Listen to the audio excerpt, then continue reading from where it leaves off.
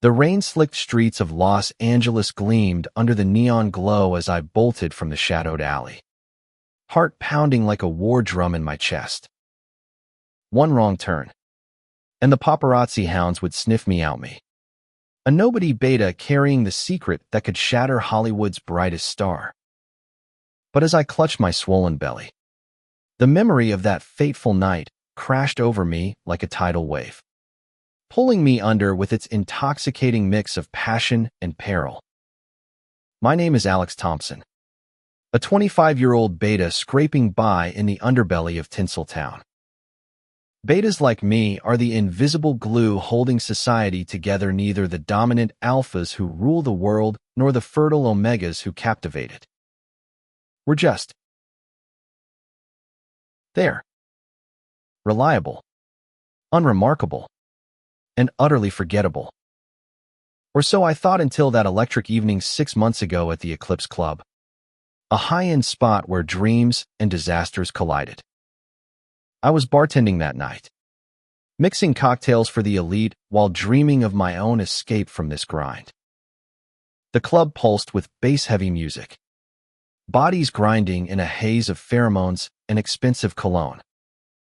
Then he walked in, Jax Wilder, the alpha superstar whose face graced every billboard from Sunset Boulevard to Times Square. With his chiseled jaw, stormy gray eyes, and that effortless swagger, Jax was the epitome of alpha allure. His latest blockbuster had just smashed box office records, and rumors swirled about his untamed heats and the omegas who vied for his nod. I didn't expect him to notice me. Why would he? But as I slid his whiskey neat across the bar, our fingers brushed, and a spark ignited. His Centrich cedar and smoke hit me like a freight train, stirring something primal I didn't know betas could feel. "You're not like the others," he murmured, his voice a low growl that sent shivers down my spine. Before I knew it, we were in a private booth, laughter turning to whispers, whispers to touches that set my skin ablaze. That one-night stand was a whirlwind of forbidden ecstasy. Jax's hands mapped my body like uncharted territory, his alpha dominance tempered with unexpected tenderness. In the Omegaverse, betas aren't supposed to respond like that. Our biology is muted, our desires subdued. But with him, I felt alive, wanted, cherished. As he claimed me under the dim lights of his penthouse suite, whispering promises into my ear, I forgot the world outside. It was just us, two souls colliding in a moment of pure, unadulterated connection. The morning after, reality crashed in. Jax was gone, leaving only a note. "Last night was incredible. Stay in touch. Jay." But as days turned to weeks, nausea hit, and a doctor's visit confirmed the impossible. I was pregnant. Betas don't get pregnant, that's Omega territory. Yet here I was, carrying Jax Wilder's child, a rare anomaly that could upend everything. Panic set in. If the media found out, my life would be dissected, my child a pawn in tabloid wars. Worse, Jax's career built on his bachelor alpha image would crumble. I couldn't risk it. So I ran, packed a bag, quit my job, and hopped a bus to San Francisco, then Seattle, always one step ahead of the whispers. Hiding my growing bump under baggy clothes, I took odd jobs waiting tables, stocking shelves, anything to survive. The loneliness gnawed at me, but the thought of our baby kept me going. In quiet moments, I'd rub my belly and whisper stories of a father they'd never know. Tales of a superstar who once made me feel like the center of the universe. Months blurred into a haze of motels and midnight bus rides. I settled briefly in Chicago, far from the West Coast glamour, working at a dingy diner where no one asked questions. But fate has a cruel sense of humor. One evening, as I wiped down counters, the TV blared Jax's latest interview. "I'm ready for something real," he said, his eyes haunted. "I've been searching for someone who sees beyond the fame." My heart twisted. Did he mean me? Or was it just PR spin? That night, doubts crept in. Was running the right choice? Our child deserved a father. And Jax? Maybe he deserved the truth. But fear won out. I boarded another Greyhound, heading east to New York, the city that never sleeps, perfect for a beta on the lam. In the Big Apple, I found solace in anonymity. I rented a tiny walk-up in Brooklyn, posing as a single dad-to-be.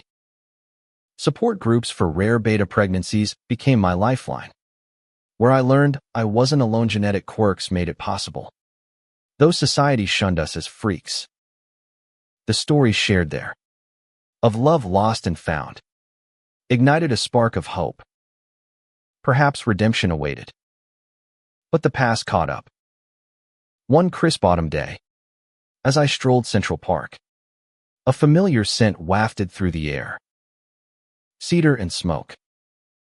I froze.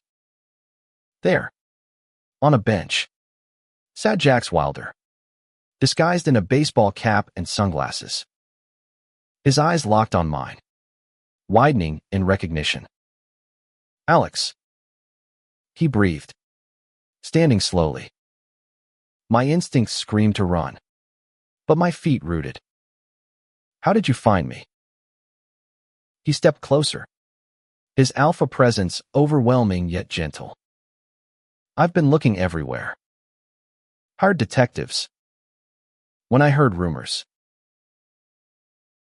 "God. Alex, is it true?" Tears stung my eyes as I nodded, placing his hand on my belly. The baby kicked, as if sensing its sire. Jax's face crumpled with emotion, a mix of joy, regret, and fierce protectiveness. "I never stopped thinking about you." That night wasn't just a fling. It was the start of something I didn't know I needed. We talked for hours, leaves crunching underfoot as secrets spilled. Jax confessed his empty life behind the spotlight, the pressure to conform to alpha ideals. He'd searched for me not out of obligation, but love. "In this Omegaverse madness, you're the one who makes sense," he said, pulling me into an embrace that felt like home. But danger lurked. Paparazzi trailed him, and soon flashes erupted around us. "Superstar's secret lover." Headlines screamed the next day. My face plastered everywhere. The beta nobody thrust into the glare. Threats poured in, fans jealous. Studios furious. We had to flee again, this time together. Jax whisked me to a secluded cabin in the Adirondacks, a haven amid towering pines. There, away from prying eyes, our bond deepened. He learned to cook simple meals, rubbing my aching back as we shared dreams for our child. "I want to be the father I never had," he vowed, his voice thick with emotion. Nights were filled with tender lovemaking, rediscovering each other without the haze of alcohol or fame. Yet the world wouldn't let go. Jax's manager called relentlessly, demanding he return for a press tour. "Deny it all," the man urged. "Say it's a hoax." But Jax refused. "This is my family," he growled, hanging up. The climax came during a stormy night. Labor hit early, pain ripping through me as thunder roared. Jax drove like a madman to the nearest hospital, holding my hand through contractions. "You're strong, Alex.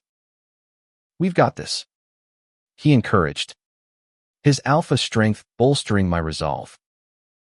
our son arrived wailing into the world, a perfect blend of us, with Jax's eyes and my smile. Holding him, tears streamed down Jax's face. "He's beautiful," he whispered, kissing my forehead. In that moment, the chaos faded, replaced by profound love. But the media storm intensified. We emerged to a barrage of cameras, Jax shielding us.